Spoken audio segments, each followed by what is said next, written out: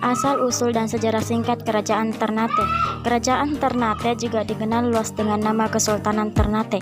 Sebutan ini disamakan dalam nama Ternate sebagai penanda bahwa kerajaan ini bercorak Islam. Ternate juga dapat dikategorikan sebagai salah satu kerajaan Islam tertua di Indonesia yang terdapat di daerah Maluku.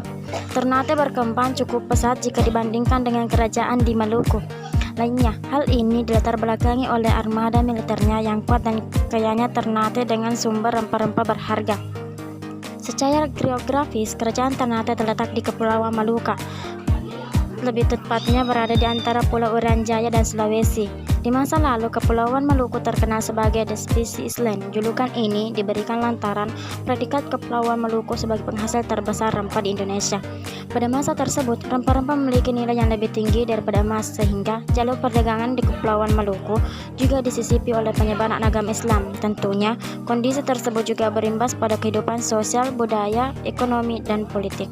Kerajaan Ternate sendiri didirikan pada abad ke-12. Pendiri kerajaan ini adalah Bab Masur Malamo yang memimpin kerajaan sejak tahun 1257 hingga tahun 1272.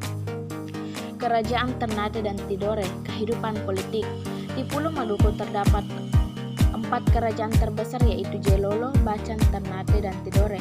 Ternate dan Tidore merupakan kerajaan besar yang menguasai persaingan perdagangan dibandingkan dengan lainnya. Dalam persaingannya, Ternate membentuk Uli 5 atau Persekutuan 5 yang terdiri dari Bacan, Obi, Serang, dan Ambon. Sedangkan Tidore membentuk Uli Siwa atau Persekutuan 9 yang terdiri dari Jelolo, Makian, dan pulau-pulau kecil di Maluku sampai Irian. Pada 1486, Raja Ternate ke-19, Sultan Zainal Abidin 1486 sampai 1500, memeluk Islam setelah belajar di pesantren Giri di Gresik, dekat Surabaya. Setelah Sultan Zainal Abidin mangkat pada 1500, tahta Ternate dikuasai Sultan Tabarigi.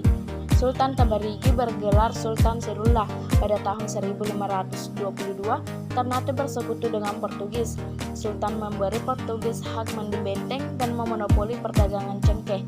Pada tahun 1529, Ternate berhasil mengalahkan Tidore dengan bantuan tentara Portugis. Pada tahun 1540, Sultan Kairu berkuasa. Semasa pemerintahannya, Islam menyebar hingga ke Ambon. Awalnya Sultan melakukan hubungan persahabatan dengan Portugis. Penandatanganan persahabatan pun dilaksanakan pada 1569. Namun karena sikap kasar gubernur Portugis yang bernama Tritoa dan Altaida, membuat Sultan Kairu memutuskan untuk menyerang Portugis. Benteng Portugis di Ternate berhasil diduduki untuk sementara, sebelum akhirnya dapat direbut kembali oleh Portugis setelah bola bantuan dari pasukan cadangan Portugis dari Malaka.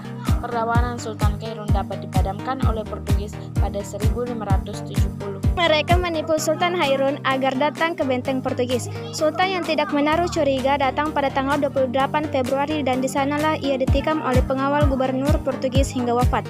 Sultan Hairun digantikan Sultan Babullah. Pada 1575 benteng Portugis di Ternate dapat direbut oleh pasukan Babullah.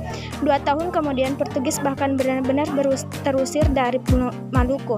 Kejayaan Ternate tercapai ketika pemerintahan Babullah. Sekitar 80 pulau berhasil dikuasai Ternate. Kehidupan ekonomi. Kehidupan rakyat Maluku yang utama adalah pertanian dan perdagangan tanah di Kepulauan Maluku sangat subur dengan hasil utamanya cengkih dan pala.